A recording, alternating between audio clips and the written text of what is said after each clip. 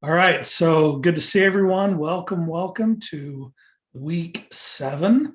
Not sure how that's possible. I say that every week, I guess, but also I don't know how it's possible. If you may notice, I got my hair cut. I don't know how it's possible that it had been since July that I got it cut before, so I was way overdue. I'm happy to have that done. So I think Tony's watching the chat. If you guys will keep an eye on the chat, we'll get going here. Let me share my screen. And the only thing in the chat so far is fall break coming up. We may be small in numbers. So that was for me. So I got it. All right. So starting off with the Halloween theme, getting close to that. I don't know if people are celebrating on Saturday or Sunday or on Friday. It sounds like we're going to have a costume party. Extra credit next week if you show up with costume. Well, at least Tony and I will award extra credit for anyone that shows up and is willing to share their costume in a virtual Zoom costume parade next week. So plan on that. Looking forward to seeing what you guys come up with. All right, so quote for the week: there are no limits to what you can accomplish except the limits you place on your own thinking. This is very true. More and more, that I see that more and more in examples, and it's just very true. So appreciate that quote.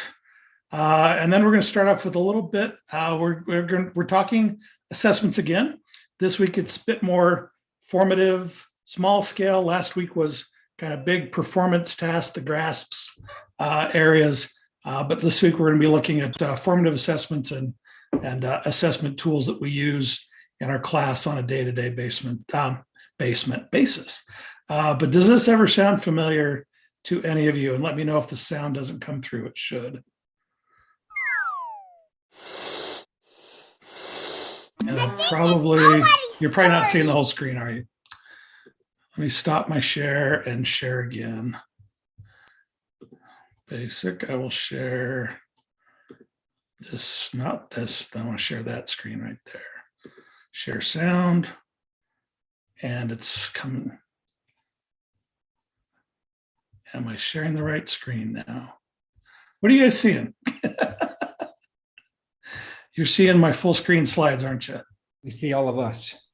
You see you, or you see yourself? Well, now we have the kid snippets. But now we see all of us again. Did it end up on the kid snippets? It was there, now it's not. Clint, you're on the week 7 seminar page for YouTube. That's what we're seeing. All right, let me stop my share.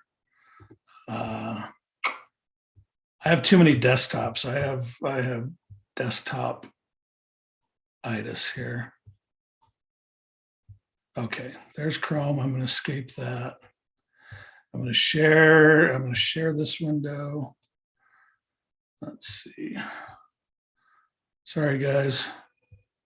I don't know what's happening.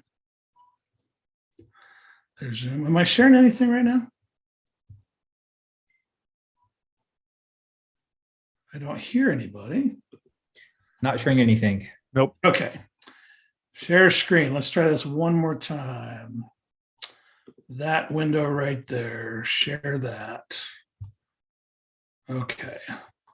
I believe I'm on the right place. I'm going to go full screen. I see Carol nodding. You see kid snippets.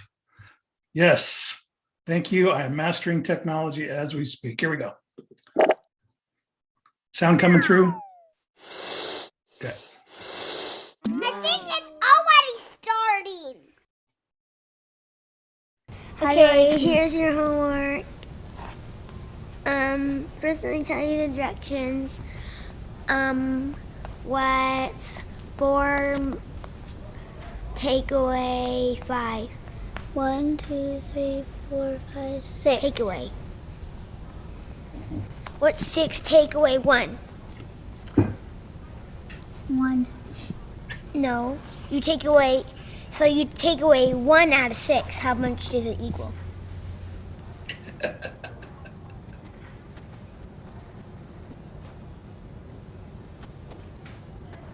What's 5 10 minus 1? I don't know. 1, 2, 3, 4, 5, 6. 6, 7, 8, 9. 10. Nope. Take away 1. How much is this? 1, 2, 3, 4, 5, 6, 7. Nope. 1, 2, 3, 4, 5, 6, 7, 8. And and one more. And add 1 more. How many does it equal?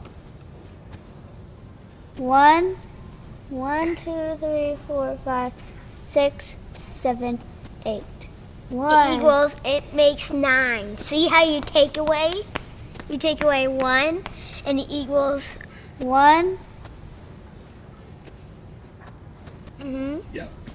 Do you get it now? Just move on. Yes. All right. I'm sure that sounds familiar to many of us. Probably way too often. All right. So this week we have some readings. You have several to choose from, not to choose from, but several little bits that we'd like you to look through. I'd like you to take a look at at chapter 8 of Understanding by Design. The readings page, those things are just kind of stacked up there. So make sure you scroll down to make sure you see. We've got 2 of them that we have the PDFs embedded, and then the that third one over there, that supplemental reading is just linked on the bottom for you there. But UDB chapter 8 talks about criteria, rubrics, thinking like an assessor, and then looking at those 6 different facets of understanding. I'm a huge fan of rubrics. I think they're a great tool, especially when we're doing project-based, performance-based learning kind of tasks. And we kind of look at those rubrics this week a little bit more in depth. And then the just 2 pages, I think. I don't know if we have that one separated out or not, but it's just pages 247 through 249 back there at the end of that Understanding by Design PDF. And just kind of some highlights there that are worth pointing out. You know, we need to be aggressive in assessing as we teach to uncover understanding and misunderstandings of our learners. Should be a period there. There is a need for regular use of ongoing informal and formal assessments. Both are so important. And then take a look at the UDB guide to creating high quality units. A couple of highlights there. Teaching is a means to an end, and planning precedes teaching. And we want to end up where we're going by design, and not just by being lucky or by, stumbling across some magic formula that we can't repeat. So some good things to consider and think about there. And then supplemental reading, there's chapter 6. And those are all linked on that reading page. And again, make sure you're scrolling down to the bottom so you're seeing all those. Anything in the chat? Any questions on that? I see 2 things that have come through in the chat. But Just that all they see are faces. Back to our kind of. okay, back to my confusion. Okay, very good. Okay, next slide. Our discussion. So important to have good specific feedback, and I'm guilty of that with saying good job to you guys way too often. But I'm trying to be better with this feedback I give on your discussions and on your work.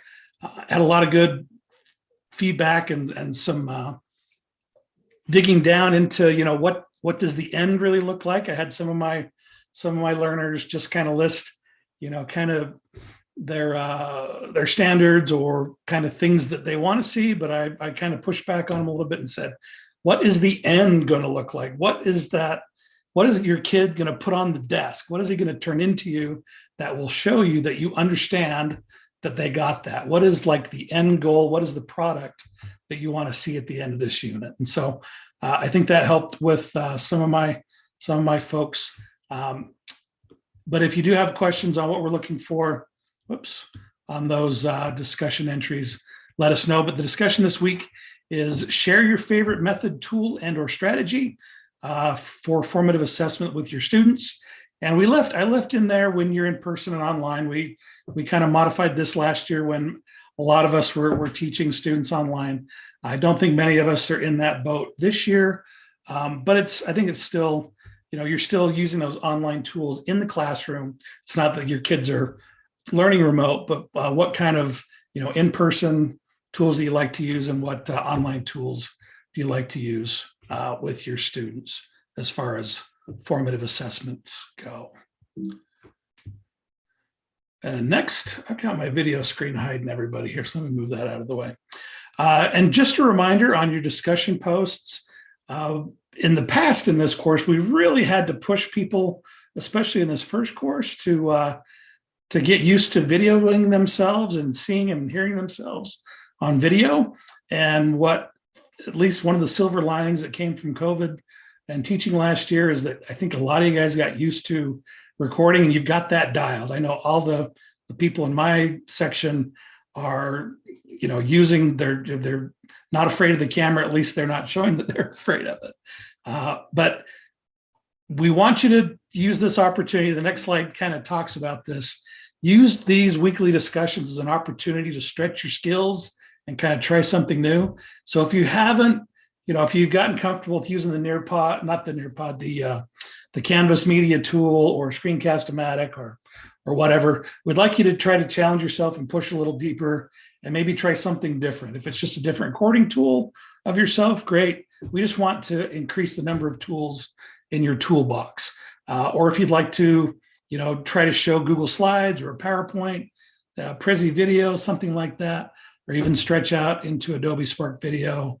And there's a lot of other options there. At the top of every discussion, there's a link to an exceptional discussion response page that's in the Canvas course that gives lots of examples and links to tools to try. So just use these discussions as a chance to for that growth mindset. I was going to say fail forward, but try something new. At least give it a try. If it's not working after a couple of tries, you need to get it done. It's okay to fall back into those methods that you're used to, but just try to stretch yourself and try to expand your technology toolkit, your skills with the discussion this week. And the assignment this week, and this is going to go into one of those pages. My toolbar is covering up the page. I think it's page 2 of the design this week, but design a technology-assisted formative assessment. We've got some tools listed here that you may be familiar with. And again, if you haven't tried one of these, if you are a pro with Kahoot and you've used it a lot, give one of these others a try. So I believe that one's Go Formative. Socrativ's an interesting one. Quiziz is a fun platform. Plickers, does anyone use Plickers? Quick show of hands, those with camera on. Carol has. Carol, will you tell us what Plickers are? I'm gonna put you on the spot. Yeah, no problem. So Plickers is an app that you can put on your phone for the teacher, but for the students, they don't need any technology at all. What you give them is a card, and that card is basically a QR code, and then they turn it based on if they're answering an A or a B or a C or a D. Like, it's just a multiple choice answer that they give you. And then you, with your phone, you scan all the kids' QR codes, and Like it that. instantly gives you their answer to your poll question or whatever. So it is a low-tech formative assessment tool that you don't have to worry about things failing inside your classroom. As long as your phone and you've got the phone in your app, it should work for you. Thank you, Carol. Appreciate that. Google Forms, you can turn those into quizzes, and they can be self-graded, and cool feedback features in there. And then I dropped the Nearpod icon logo in there. Great tool for formative feedback and formative assessment right inside of your lesson and presentation. So there is an article link down here. I didn't link it outside of the slideshow, and it's been updated since we added that link. It's now 75 digital tools and apps to support formative assessment practices. So there's got to be something new in there for you to try. So take a look at that. And then this other link as well. 21 formative assessment tools that make learning fast and fun. So some other places to go and get ideas and things to try and to experiment with. Welcome back, guys. I'm doing a meeting, so I'm the only one here at the office. I apologize. All right, any questions in the chat or on those assignments or discussion topics or reading? For the Nothing more in the chat. They must be with I it. have a question. Does the formative assessment, this assignment, have to do with the rest of the project that we're creating? Or can we just do like a simple language arts formative assessment? Or does it have to go with the project we're creating? Ideally, it would go with the unit, but it doesn't have to. Yeah. Would you guys agree with that? I mean, I don't think we're not forcing that. Yeah. Absolutely. Yes, I would agree with that because we would like to have all of these components that we're working on a weekly basis as a part of your final portfolio. But again, like Clint said, if it's not going to happen, it's not going to happen. It's not Don't worth force it. it. Sleep over. Yeah. Great question. Any others? Because we're here. If you have questions, even though I have a little spider attacking me and Carol's got a skull chasing after her and Tony's got ghosts over his head. But if you do have any questions or comments or concerns, please feel free to reach out. I know at least one of my students in my class is listening and doing this. She sent me an email today with the title, "Life is Happening." Just let me know what's going on, and that she'd be a little late with some things. I'm like, great. Take your time. Appreciate that. We're glad yeah. the alternate is not happening. That's wonderful. That's right. Absolutely. Yeah. So reach out to us with any questions you have, comments, concerns. Let us know what's going on. You don't have to let us know. Just say, hey, I can't get to it right now. Or, you don't have to give us details. Just let us know that that you're slipping behind. And if we can help, we're happy to. Okay. Big news. And I know it's a little short notice, but USET has planned a ed camp for Wasatch Front South.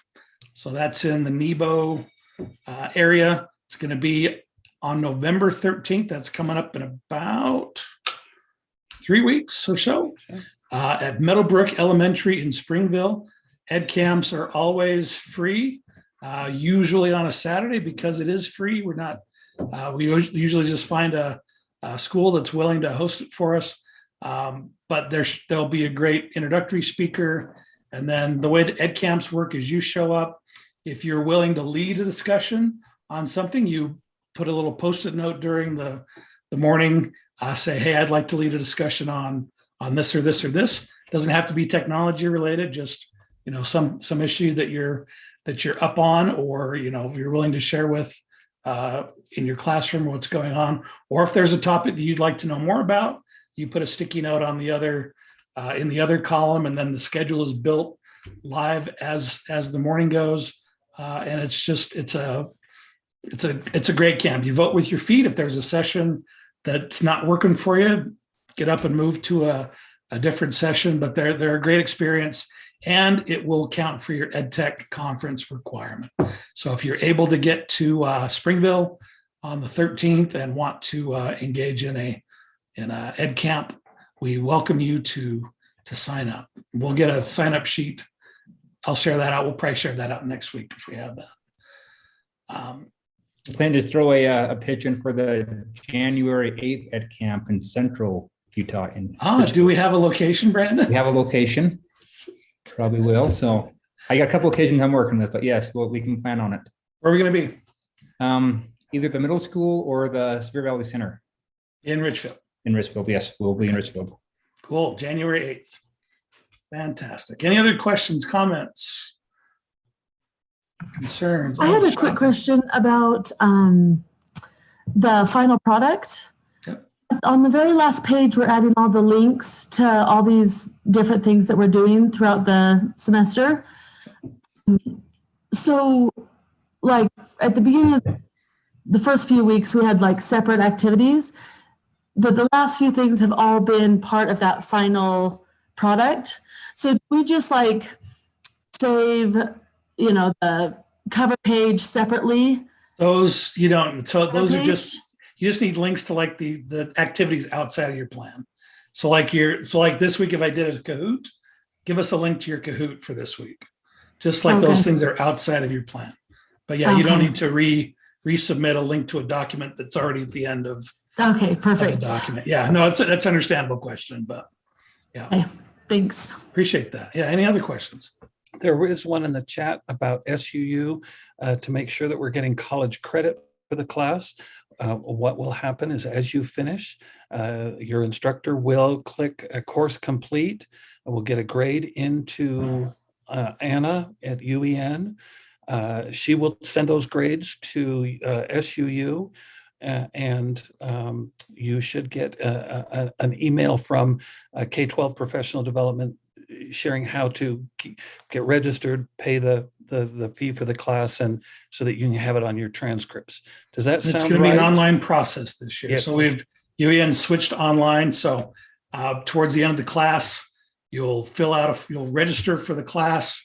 We'll submit the grades, and then you'll do the rest through SUU online with your T number and that good stuff. So Absolutely. And my office is physically right next to the K-12 office. So if you have heartburn, questions, concerns, please reach out to me. Okay. And I'll go back next door and discover what we need to make happen. Okay.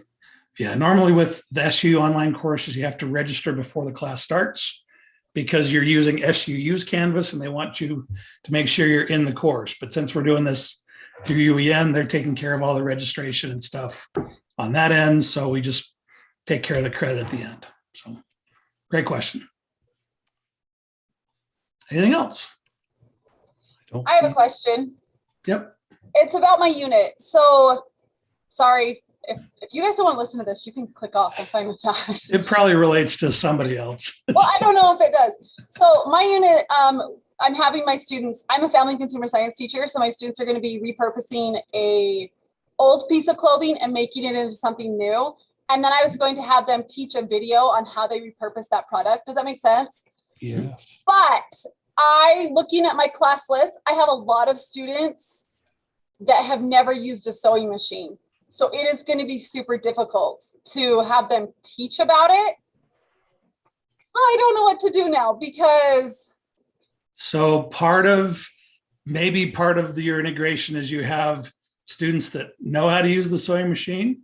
They can record a video of how to use the machine or different parts of that And to share with your other students. And have it be an end of the year activity. Okay. Yeah. It's going to be special. We'll see. Hopefully the sewing machines all make it through this activity. Yeah. Yeah. And just keep in mind that we're asking you for a plan. Right.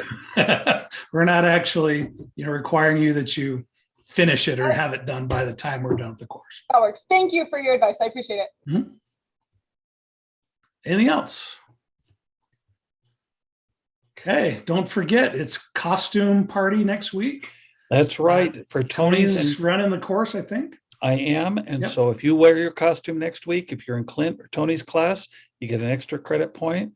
At the very end, we're going to do a little costume parade around. And if you're in Tony's class and you win top costume, you get a second extra credit point. Boy, is that worth dressing up for. I might even excuse an assignment or something. Oh my goodness. Really good. How do I keep up with that? I don't know. But hopefully we'll have a little bit of fun with it. I'm afraid Tina might take it over since she's teaching everyone how to use a sewing machine. We might be in trouble. I can't sew for anything. All right. Thanks, everybody. Appreciate you.